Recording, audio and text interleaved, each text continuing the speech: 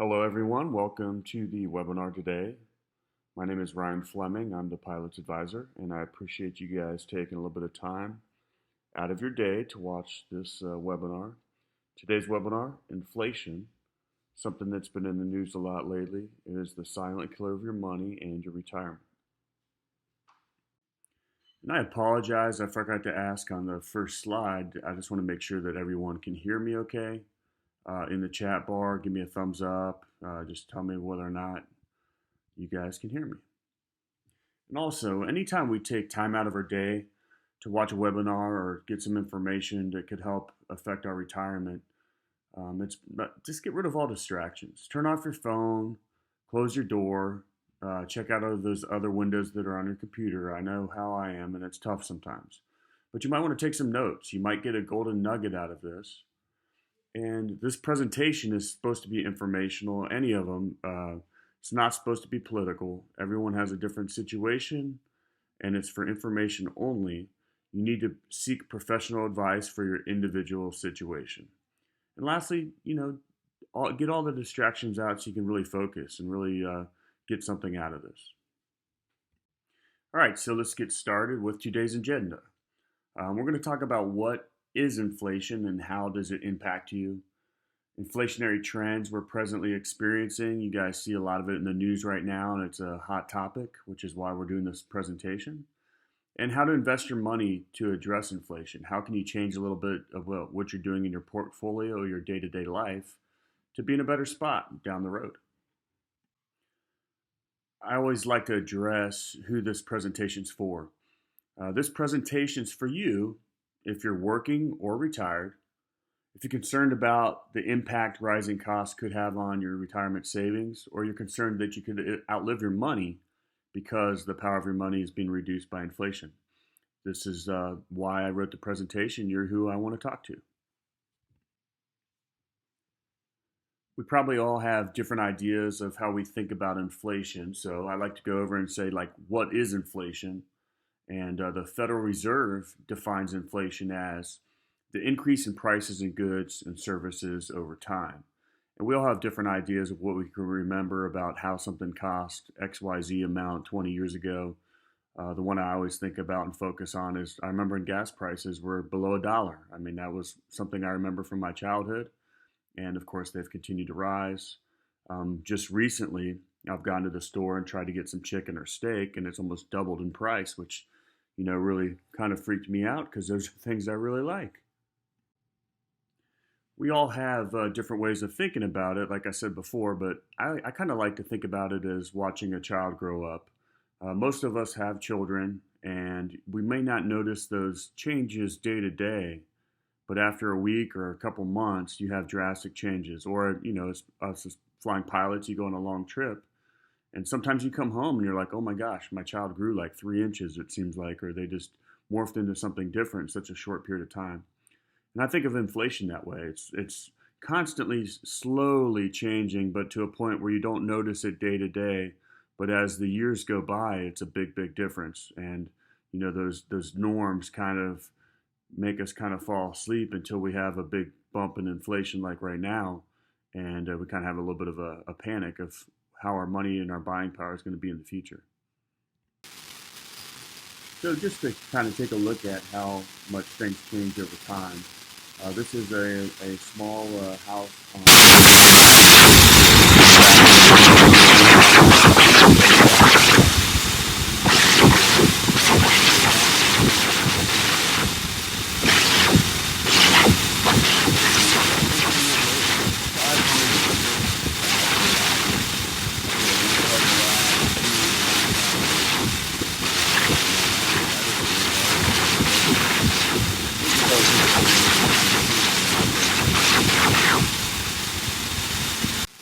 we have a lot of car buffs in the industry, so looking at cars. I remember my uncle had a Plymouth Roadrunner. I guess that was the #1 car back in 1959. His was red, and I remember always seeing it on the farm and thinking it was the coolest car ever. But did a little research, and back in 1969, that car cost under $3,000. So the Plymouth Roadrunner, under $3,000. And I wanted to check out the top selling car for 2021. Well, it turns out it's the Toyota Camry, but that's the base price, $24,000. Most of the cars that my clients or prospects are looking at, they're well over $50,000 now for a car, let alone looking at what Tesla's cost. But that's a whole nother story. So anyway, base price $24,000, and roughly looking at those numbers, over that time period, it's increased in price about 10 times over in that 50-year period of cars. So gasoline back in 1969, 34 cents. Like I said before, I could kind of remember gasoline when it was under $1. I remember seeing 89 and 99, 98 for a long, long period of time. Recently, and of course this is different depending on where you live in the country, 3.97 for a gallon of gas has gone up significantly, and one of those things that we see on a day-to-day basis, and we'll talk about that later in the presentation. This next one I bring up not to scare everyone, but just to kind of talk about the reality of the situation. Nursing home care, this is something that becomes more and more something that affects us as we get older and have the reality that we may not be healthy all the time as we age. Back in 2000, the national average was $2,000 a month. Today, $10,000 a month. And nursing home health care kind of has its own rate. Historically, inflation's been around 3%. But for this, it's been almost 7%, and so it's definitely something that's a little scary, and something that we need to take into account when we think about long-term care insurance, and just whether you can self-finance or not. So I talked previously about how the average inflation is right around 3%, but this slide is kind of scary because it looks back on historically how things have been. Back in 1913 to 1919, of course, different time period there with the World War. But inflation was 9.8%. That's a scary number. That's almost 3 or 4 times as much as the national average, the annual average if you average it all the way out. 1970, 7.25. The thing to really grasp from this, for me at least, is from 1990 on, our average inflation has been less than 3%. I mean, look at 2010 to 2019, 1.75%. That's crazy. So the long-term national average is just over 3%, but let's start seeing how it's affecting things here recently and why we're talking about this. Inflation just kind of slowly creeped up on us, and now we're really seeing it affect our lives.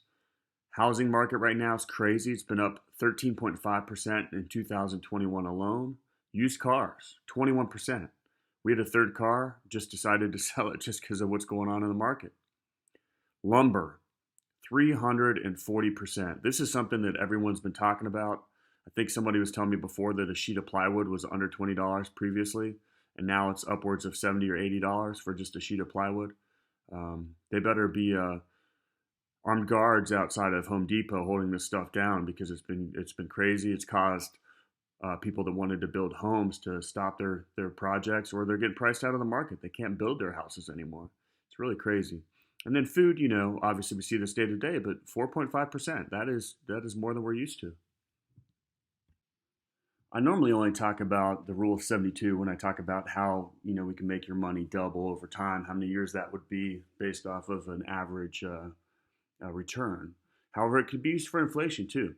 So let's say we took 72 divided by an inflation rate of 6, that would be 12 years for that price to double of whatever good or service you're looking at. And you got to analyze that when you're thinking about your retirement. I mean, every 12 years with a 6% inflation rate, all those goods and services will double. And so that just gives you an idea of what we're battling here, and how you must come up with a plan to beat inflation and allow your money to continue to grow as you are in retirement, so you don't run out of money and become a burden on other family members. If you talk to me about investing, you're going to hear about going broke safely. Those individuals that leave huge chunks of money in their checking or savings account, and they're actually losing money. And so let's just take a look at this and talk about on top of inflation. So let's say a bank was giving you 4% for your money, which I haven't found, but they might be out there. So if you had $100,000 sitting there at 4%, you're going to earn about $4,000 on that money over the course of the year. However, you take a 20% tax off of that for capital gains, and that's $3,200. So then you're at a 0.32% return, and then 5% for inflation. So you take another $5,000 off of that. Your total return is actually minus $1,800 or 1.8%. So by you not beating inflation, you're just losing money. And I like normally talk about this with 3% inflation, and just saying, well, if you can't beat 3%, you're losing money. You're going broke very, very safely. So when we talk about investing, we have to bring inflation into the picture because this is what it's all about. It's about beating inflation so that the power of your money continues to grow and get stronger and not weaker, and you can continue to buy the things that you want going forward. So there are so many reasons for inflation, and just to go over a few of these, with the growing economy that causes inflation. What we're really seeing right now, a shortage of supply. Let's just take oil, for example, with kind of constricting in the new administration. This will probably continue to be a problem. Once again, not a political webinar here, but that shortage of supply is driving up costs. And we have too many dollars out there chasing too few goods with the government intervention, with what's going on with the coronavirus. We're buying up a lot of treasuries, we're printing money, and that actually has an effect on inflation as well. The bigger thing that I think about, and this is something I think about, being an employee for FedEx or buying any good or service out there, is the ripple effect of a base product. And so what I mean by that is when we talk about energy or getting our goods from place to place, normally you end up having to talk about oil because trucks, services, any type of freight airliners, they use gasoline, which comes back to oil. And so that cost is just getting added on to any product or service that we need to go. So it has that ripple effect. And that's how high inflation with one thing or energy and having a shortage of supply can have a major effect on almost everything out there, which is very concerning to me. Now, moving away a little bit from the ripple effect that I talked about before, just some important points I want to say is, not all products and prices inflate at the same rate. They vary in how they go up with inflation, and everyone has their own individual inflation rate, and it all depends on what kinds of, goods and services you like. For example, I love to eat steak. However, my wife has decided that she no longer wants to eat red meat. So our demand for red meat in our house has tended to go down now because when she does the shopping, she doesn't buy red meat. It's only on occasion where, I'm like, I really, really need a steak. It's time for us to go out to get a meal, or, we're going to cook on the grill, where it really affects our family. Where the price of meat having almost doubled or gone up as much as it hasn't really affected me day to day, except for when I do go to Costco and I'm looking at those ribs or that sirloin and I'm going, oh man, what happened?